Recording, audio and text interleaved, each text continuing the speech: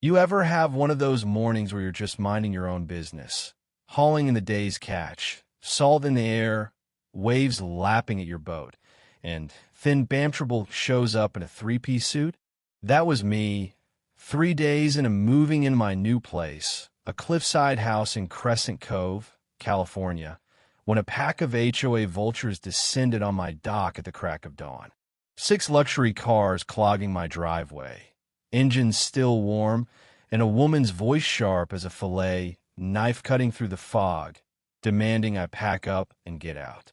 I'm Jake Callahan, by the way, just a guy with a beat-up fishing boat, the salty dawn, and a knack for finding trouble, or maybe trouble's got a knack for finding me. I'd only been in Crescent Cove a hot minute, still unpacking boxes in this insane $10 million house perched like an eagle's nest over the Pacific. The place was all glass and steel, with views stretching from the marina to the horizon where freighters look like toys. I'd bought it fair and square, but there I was, fish scales on my jeans, staring down Evelyn Harper, Crescent Cove HOA president, who looked like she'd stepped out of corporate law firm and straight in my life with a vendetta. "You're squatting," she snapped, clutching a leather binder like it was a court order, her heels clicking on my dock like gunfire. "This is the Whitaker estate, a community treasure, not some fisherman's shack." Her posse 5 suits with the kind of smug you only get from never hearing no, not at along. One guy checking his watch like he had a tea time to make. I wiped my hands on my shirt, trying to keep cool. "I'm not squatting, ma'am. I own this place. Closed the deal 2 weeks ago." The laughter that erupted was like something out of a bad sitcom, cruel, loud, and perfectly synced. Evelyn's eyes raked over me, from my work boots to the salt stains on my sleeves. "You own this? A $10 million estate? Sweetheart, you couldn't afford the mailbox." Her crew snickered, one of them filming me on her phone, probably hoping for viral HOA drama. I just smiled tight and turned back to my fish. "Gotta get these on ice. Unless you've got a warrant, you're on my property." The silence was golden until Evelyn snapped her binder shut. "Oh, we have authority. This document," she waved a fancy-looking paper, "is a heritage designation, signed by the late Henry Whitaker himself, promising this house to the Crescent Cove Community Trust." Her smirk said she thought she'd won. I glanced at the paper, then back at her. "Henry never signed that." Her face twitched. "And how would you know what Henry Whitaker did?" Here's the thing. I knew Henry. Not just knew him, worked with him, laughed with him, spent months at sea with him chasing a ghost ship, the Maria Luz, a 17th century wreck loaded with Spanish gold. I was a maritime salvage guy back then, crunching data for big firms, mapping ocean floors, dodging storms. Henry hired me for his obsession, a family legend about that ship. His great-grandfather's journal had coordinates, cryptic as hell, but we cracked it. 18 months later, we found her 50 miles off the coast, gold and silver glittering in the deep like stars. The salvage rights? $40 million split down the middle. Henry didn't just give me money, gave me trust, stories, lessons about the games rich folks play to stay rich. And he warned me about Evelyn Harper. "She's a shark, Jake," he'd said one night on this very dock, bourbon in hand. "Uses the HOA to chew up anyone who doesn't fit her perfect little vision of Crescent Cove." Henry died 6 months ago, a boating accident, they called it. An 80-year-old sailor who'd navigated storms for decades, drowned in calm waters on a sunny day. No investigation, case closed. Except Henry had a fail-Sophian email that pinged my inbox a week after his death. "If you're reading this, Evelyn got me. Evidence in the safe, combos the date we found the Maria. Don't let her take the house." So I bought it, used a shell company to keep it quiet, moved in over the weekend. Thought I'd have time to settle before Evelyn sniffed me out.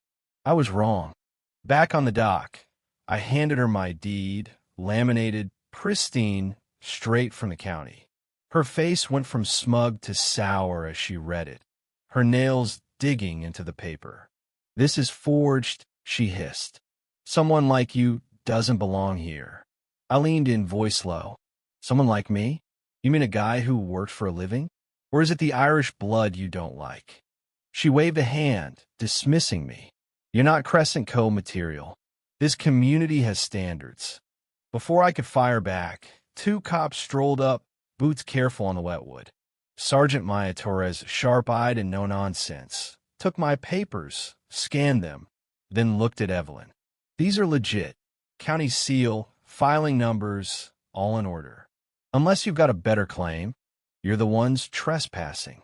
Evelyn's jaw dropped, but she recovered fast, spinning to her crew. "This isn't over. We'll see who belongs here." As they stormed off, Maya lingered.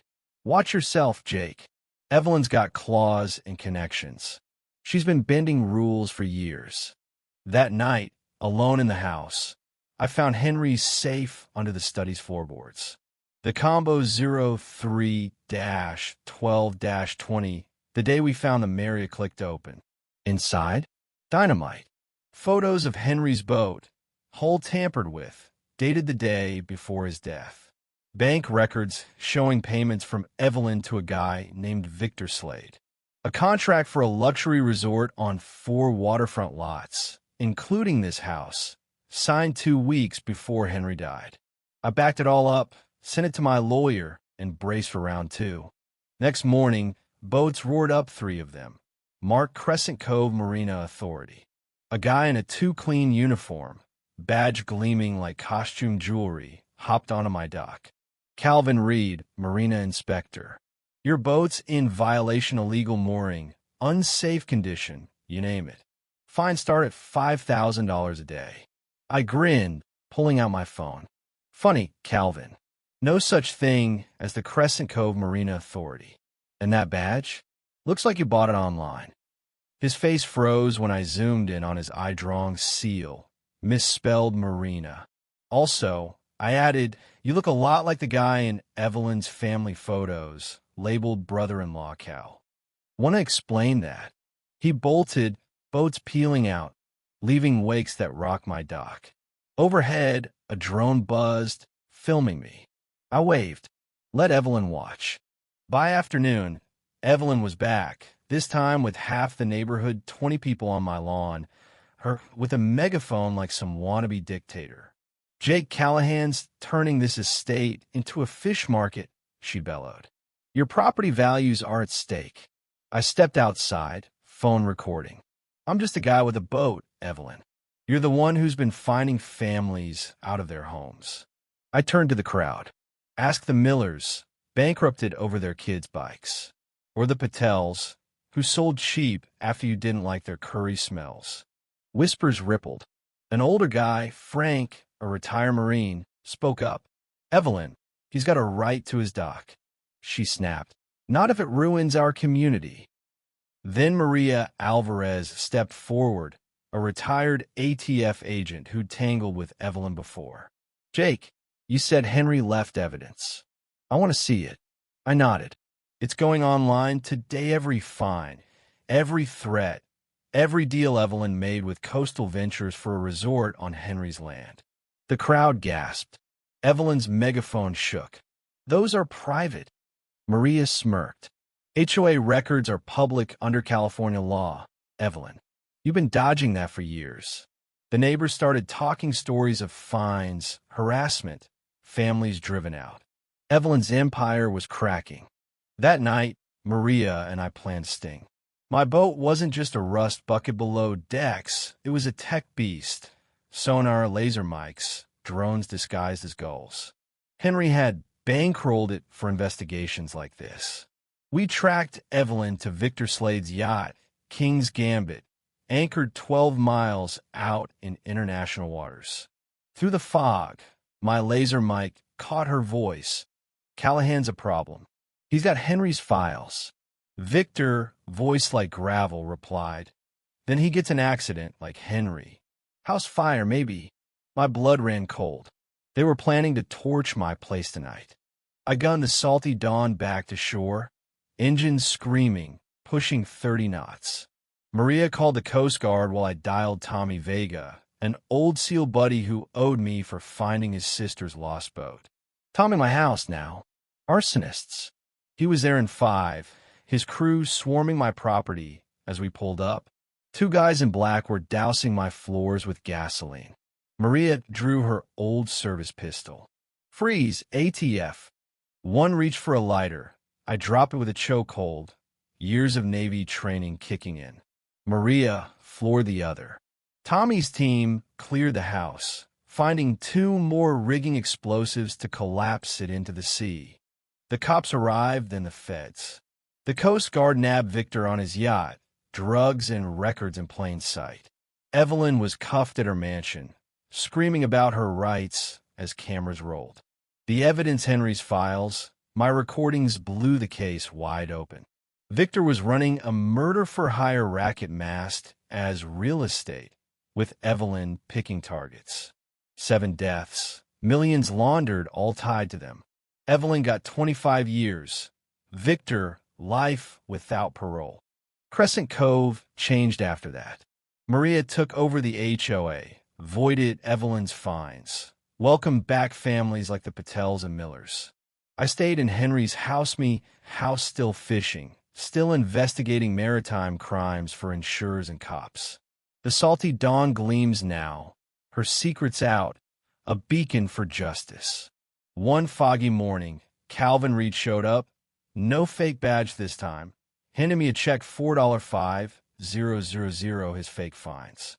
Donate it, I said. He nodded, broken, now teaching boat safety to atone. Henry's legacy lives in this community, rebuilt on fairness, not fear. Kids swim free where Evelyn wanted her resort. The HOA is a community center now, not a throne room. Standing on my dock, I think about Henry, about how one old man's plan and one fisherman's stubbornness toppled a predator. But it makes me wonder, how many Evelyns are out there, hiding behind smiles and rules, preying on their own? What's the worst thing an HOA or neighbors ever pulled on you? Drop it in the comments. Let's talk about what justice looks like where you live. Because sometimes all it takes is one person to say enough, and a whole community can rise.